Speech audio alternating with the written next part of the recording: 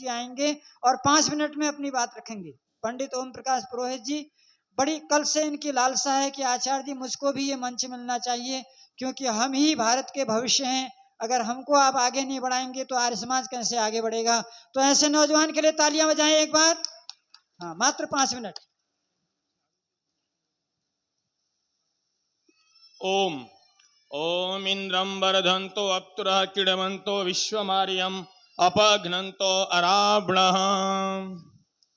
मंच पर उपस्थित विद्वज्जन, संचालक जी और इस आर्य समाज सुरती अट्टा बस्ती के आदरणीय श्री प्रधान जी, हमारे समक्ष अनेकों समाजों से पधारे भद्र पुरुष, माताएं, बहनें और प्यारे बच्चों, इस स्वर्ण जयंती समारोह में हम सभी के लिए यह गर्व का विषय है कि हम सभी लोग इस 24 घंटे में अति आवश्यक समय निकाल करके आज हम सभी लोग यहाँ पे उपस्थित हैं। आज तृतीय दिवस का द्वितीय सत्र चल रहा है, जिसमें से हम लोगों को कुछ न कुछ सीख करके यहाँ से जाना है। तो मैं आपसे यही कहूँगा, यहाँ पे जितने बच्चे बैठे हैं, बच्चियाँ भी हैं और छोटे बच्चे भी हैं, बड़े बच्चे भी हैं, जैसा कि आचार्य जी ने बताया, तो आप लोग यहाँ से सीख करके यही जाइए कि अपने घरों में मान सम्मान, पद और माता पिता का, गुरु का, सभी का सम्मान करना चाहिए।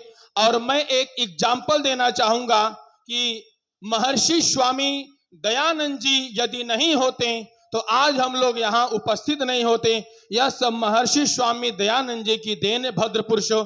इसलिए आइए हम सभी लोग महर्षि जी के कार्यों को करते हुए आगे बढ़ते रहें।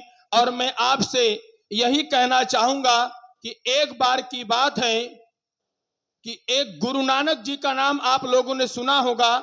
गुरु नानक जी एक गांव में जाते हैं और वहां गांव वालों ने उनको खूब गालियां दी, ईंट पत्थर बरसाए और वहां से चले गए।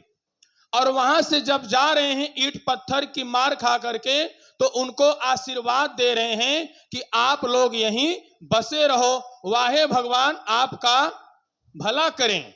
जब यहां से जाने के बाद दूसरे गांव में जब जाते हैं तो गांव वाले उनको खूब नमस्ते कर रहे हैं। कोई दूध ले जा रहा है, कोई पानी ले जा रहा है, कोई उनको चरण स्पर्श कर रहे हैं, कोई उनको बैठा रहे हैं। जब गांव में आने के बाद, बैठाने के बाद लोगों ने उनसे उपदेश लिया, उन्होंने उपदेश दिया। फिर जब वहां से जाने लग गए तो उनके साथ में शिष्य था, तो आचार्य जी ने उन गांव के लोगों को आशीर्वाद दिया कि तुम लोग यहां से उजड़ जाओ। तो उनके शिष्य ने कहा कि गुरुजी, जो आपको इतना ईंट पत्थर की मार खाए और खूब गालियां लोगों ने दिया, तो आप कह रहे हैं कि आप लोग यहां से, तुम लोग यहीं बसे रहो। तो आचार्य जी ने कहा उन सभी के लिए, स्वामी जी ने, अच्छा लगे तो आप लोग उसको आत्मसात करना।